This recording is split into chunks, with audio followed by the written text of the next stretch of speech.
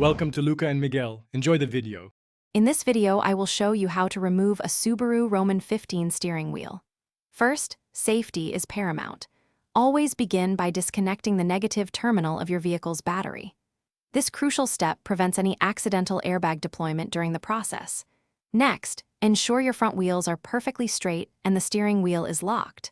Finally, gather your tools, such as a ratchet, an extension, and a Torx bit set to be fully prepared. Now let's tackle the airbag module.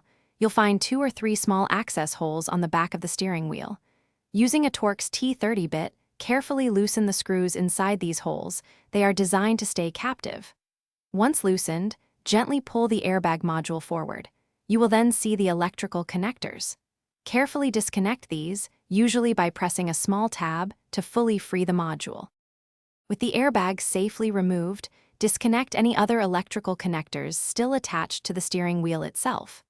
Next, you'll see a large center nut. Use a 22mm socket and a breaker bar to loosen and remove this nut. Before pulling the wheel off, it's a good practice to mark the steering wheel and the steering shaft with a pen or marker. This ensures perfect alignment when you reinstall it later. Finally, with the center nut removed and alignment marks made, it's time to take off the steering wheel. Gently wiggle the wheel from side to side while pulling it towards you. It should slide off the spline shaft.